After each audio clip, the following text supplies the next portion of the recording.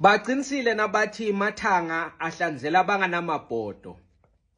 Laba abawufunayo umsebenzi ngokuyimisela abahlale bathumela ama-CV ba-applya noma badibana nomuntu osebenzayo bayimaketha bathi hey emfo ngicela uma uzwa ukuthi kunethuba lomsebenzi lapho usebenza khona ubongitshela noma uma kunethuba lapho umphathi wakho ungamtshela ngami nezicu enginazo umtshele mhlawumbe angathi ungibize ngiyosebenza nawe lapho usebenza khona. Hayi laba babizwa bese kuba khona laba abavelelwa inhlanhla ngaso sonke isikhathi kodwa umsebenzi bangawufuni noma ancengwa wagcina awuthethe leyo msebenzi anikwa wona ufike nje ungawuhloniphi. Mina kukhona usesi engimaziyo walandaweni eDontoni walandwa ngomunye owafunda naye wambiza wathi hey ngiyakutshela ukuthi lela ngisebenza khona kunethuba lomsebenzi futhi ungakhathazeki ngama-CV ungakhathazeki ngama-interview sengikukhulumele nomphathi wami okushodayo ukuthi ngifike nawe ngimtshelile nje ukuthi ngizele ukuhlala iweekend ekhaya makuphela le weekend lena ngicela sijike sobabili ungakhathazeki ngemali yetransport sizawuhamba ngemoto yami siye le eGoli. Wavele wathi manje ngosisimo sami uyasazi ngiyabonga ukuthi ungitholela umsebenzi wona ngiyawufuna kodwa nje hey ngibuka isimo sami ngathi ngikhona ekuhamba nawe. Wambuza lo bekazomlanda wathi yini lesimo othi ngiyasazi esikokwenza ukuthi ungawuthathi lo msebenzi. Wathi hayi manje ngibuka ngoba uThando ingane yami seyincane ene ngibuka ukuthi umama semdala. Wathi hawu umama wakho una 58 uThando wakho una 7.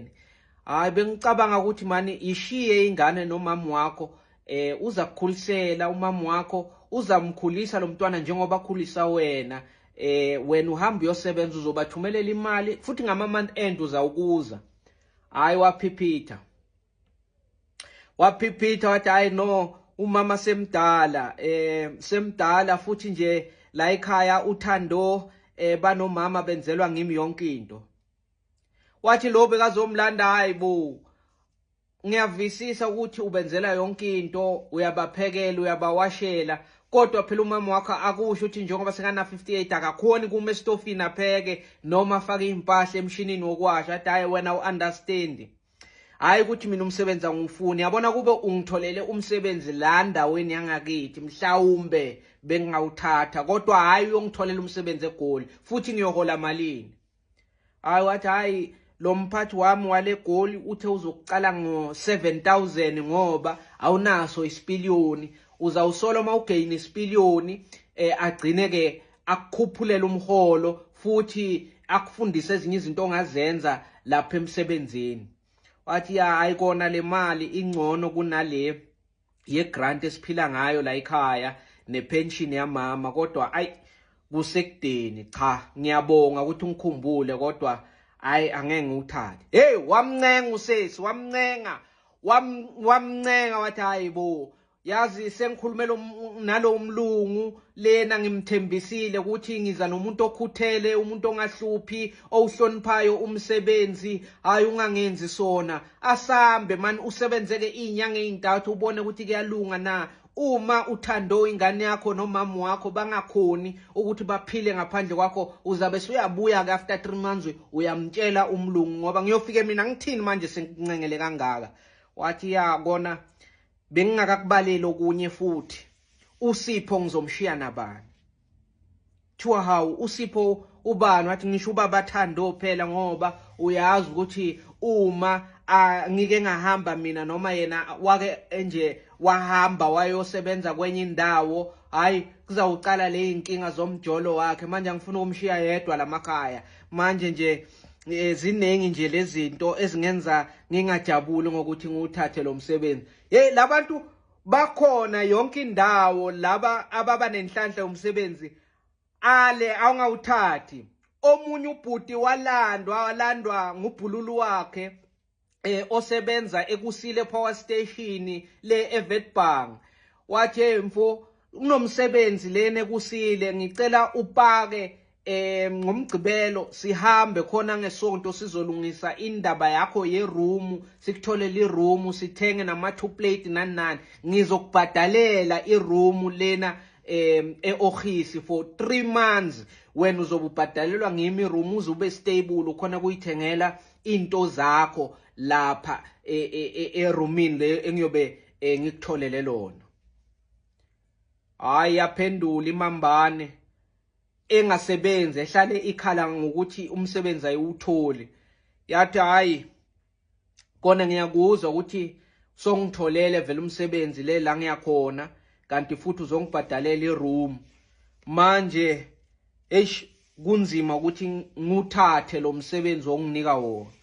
Wathi awungaba yini na eyenza ukuthi ungawuthathi lo msebenzi? Wathi manje ukuthi uyazi mos ukuthi kulonyaka ophelile ngagcotshwa lapha esontweni ukuthi ngibe ngumshumayeli.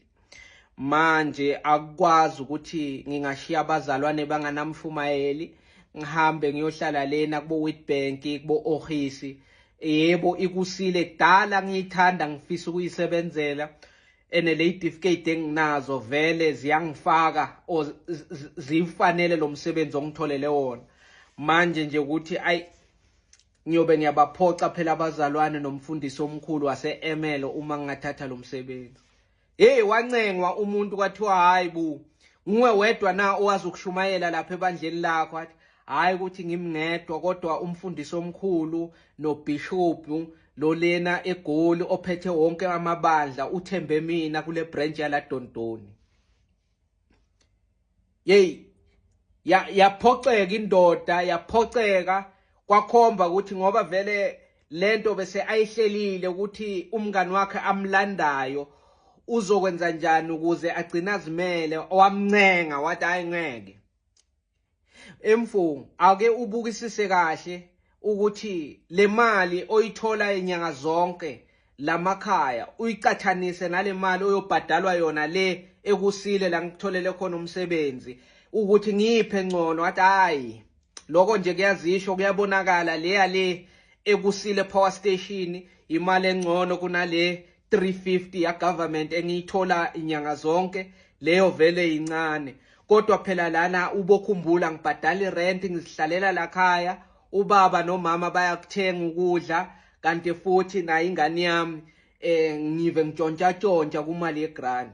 Kwathiwa hayi man ndoda awubuke the bigger picture. So yaconvincewa manje iveni ya-Idlisha ngaphandle iyaduma, ilinde ukuthi aphume nobhaka wakhe kungenwe emotweni kuhanjwe kuyiwe eWitbank. Wala washaya phasi ngenyawo waphiphitha wathi akayi.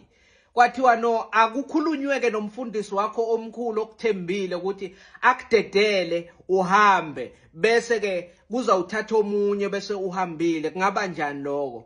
Wathi inkinga wena uyibuka ngehlangothi elilodwa lento. Enye into engenza nje ukuthi ngingahambi ukuthi la mphakathini ngavotelwa mina ngiku-Youth League. Mina ngingunobhala we-Youth League lana, ngakhethwa phambi komphakathi lapha esikolweni lapha kubanjelwe khona imeeting. Kwathiwa mina ngizoba nginobhala we-Youth League. Manje uma ngishiya umphakathi unganamholi, yini into ezokwenzeka? Kwavele kwathuleka nje, kwabonakala ukuthi ubhululu wakhe lomlandile. Inhliziyo iba buhlungu manje ngoba uyabona ukuthi lo mfo ufundele i-certificate, hayi esiyiwani, i-certificate. Uyawazi lo msebenzi ayofaka kiwo, ufundele. Uyabonakala ukuthi umuntu one-potential ukuthi angagcina zenzela izinto ezinkulu ezinhle, kodwa akafuni ukuhamba. Hayi wamncenga, wangagive up, wamncenga wathi hayi mfo, kanti uyabhadalwa na uma ungunobhala wale Youth League oyishoyo? Wathi no, ukuthi umphakathi wangikhetha libalele kusemini ukuthi kube ngimi unobhala wabo. Uma wazi ke u-secretary is the engine of the organization, so iward lonke lithembele kimi, ngime ngiprepare ama report kunjalo nje kungasikudala siyobe sithumela abantu eNazareth nami ngikhethiwe ukuthi ngibe ngomunye wamadelegate ayovote eNazareth. Hayi kwabonakala vele ukuthi hayi ngeke ahambe. Yahlangazela inyembezi le ndoda yathi mfo uma ngifika lena ngitshela abaphathi leyo bese ngikhulumele nabo ukuthi wena awuzi ngoba kukhona obhizi ngako lana bazonika omunye lo msebenzi ngeke uphinde ube ngumuntu abamconsidayo for le position. Right ngale ngiceda kusho wathi hayi sebangamane bayinika omunye ngoba mina vele akukwazi ukuthi ngingashiya into yilenga lana. Kona yebo bongitshelile kulamaviki aphelile ukuthi ngiprepare sawujika kodwa lento ngiyicabangile kahle ngayikhuluma futhi nabanye engiku-committee nabo nabantu basenkonzweni bathi bangaba yini ngaphandle kwami vele nami ngiyabona ibandla lingaba yini i-youth league ingaba yini. Hey mathanga ahlanzela abanganamabhodwe.